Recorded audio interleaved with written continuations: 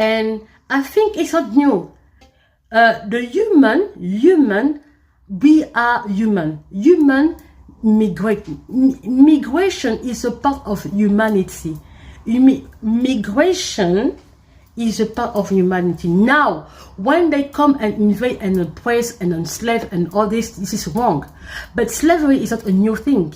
Okay, obviously it's not a new thing. And what is sad is because last few months ago, I talked to you about child labor in Africa. How come people can feel so comfortable enslaving children in their home? This is African doing that. Africans are doing that. West Africa is in their culture. It's in their culture. They have children walking with stuff in their head. They are walking. I remember when that movement, when these people that culture came to my country, because in Central Africa, we didn't have this culture. They brought it little by little, instead of blocking it in our country, because that's why I say, Africa, we don't apply human rights. We don't know human rights. We don't know human rights, because things like that, when they come, in our countries, like man, when you are people of authorities, you say no, you stop it. Not in our country. If you want to do this child labor, you go back to your countries. Here in Central Africa, we don't do that. Okay, but in our countries, we were okay. They bought it. They had children. We were shocked. But then it became, the thing is human. We get used to bad things. Okay, easy. Human nature get easily used to something that is bad. Human nature struggle to take what is good. We struggle, okay? So when you cry about racism out there with your video and everything, please remember something. Remember something. In your own countries in Africa, no human right is respected. No animal right respected. No, you have no comfort for most of the cases. Yeah, people say, yeah, but our life is better. Yeah, it depends if you have a good life, but we know in general how we live. Please be honest on that, okay? Because some of you are content, some of you are already completely knocked with the Stockholm syndrome, which is loving your oppressor, loving your sufferance. We know that, okay? So that's all I have to say. So I will add that video. I will add that video of my last reflection on that, and I will show you that even the war in Africa, when you see the origin, there's no sense.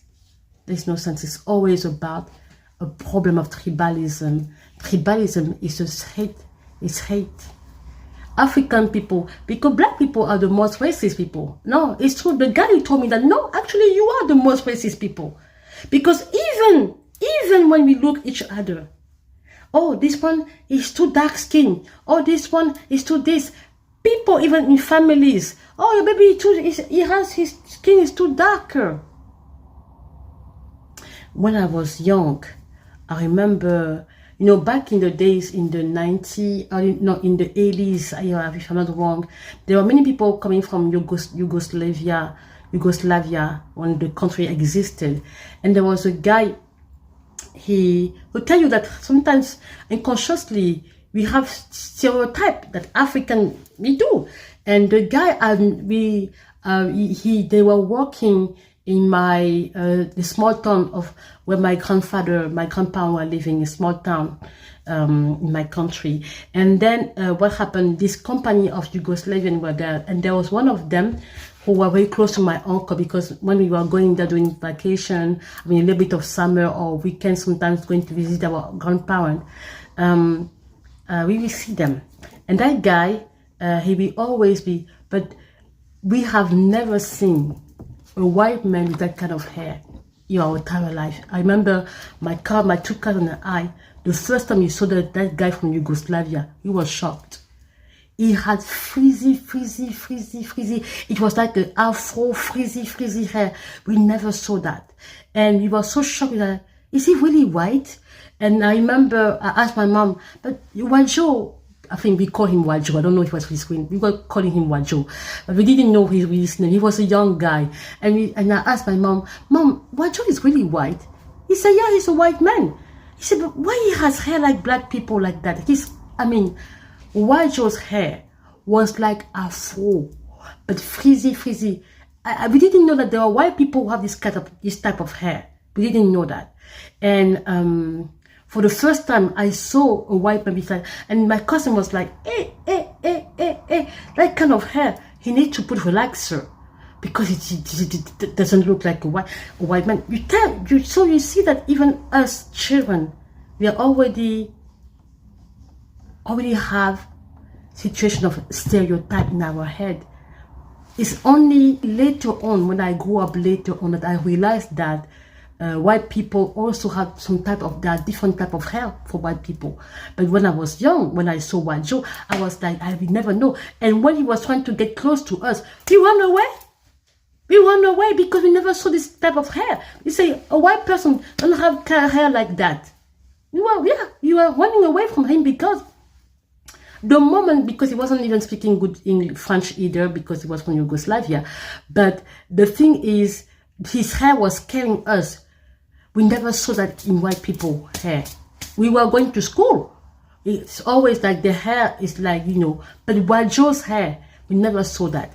So when he was getting close to us, he ran away. He ran away. There was nothing he could say. Sometimes we come to my grandfather's home and eat there. We were just looking behind the walls, like, White Joe is here. We were scared of him.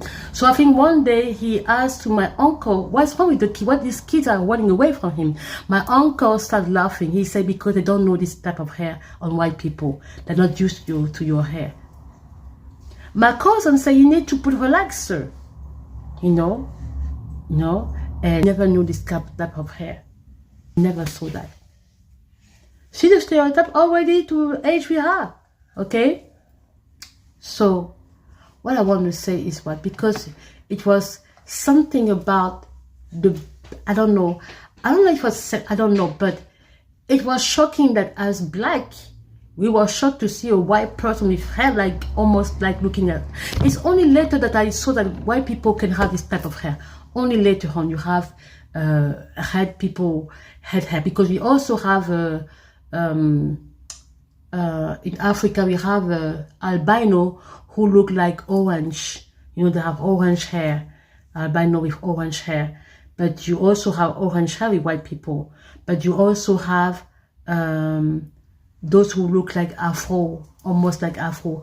It's only later on that I saw. The beauty comes in every shape and color.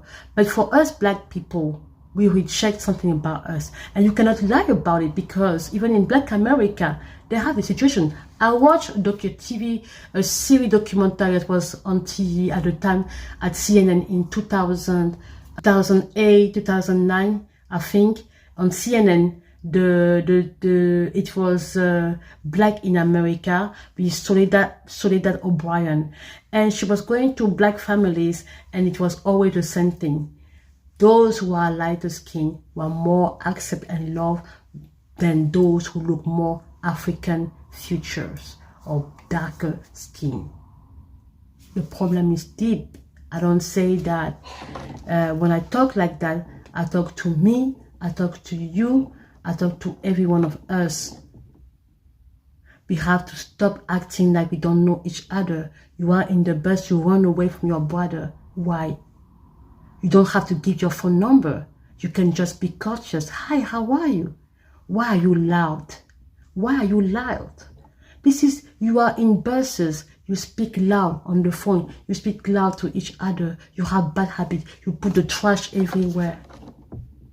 This is behavior of poor people. That's why I say Black African in general, Black also, but Black African. Maybe that's why our brothers who are outside there, they don't want to be with us, because this habit. How can you treat your children like that? How can you even have habit like that? You are in public. People who are loud are not to be from low social status. It is none. It is. I don't ask you to, but there is something that you cannot accept. My grandfather always say, the worse and surgery we get is to be called poor. So try not to act poor, please. Please, act with good manner. You don't have to be loud. You don't have to speak loud. I remember in the 90s, the 80s, when someone was loud, we already knew where it was coming from. Okay? Where you were living, your social status, by the way you speak loud. Okay? Have good manner. Have good habit.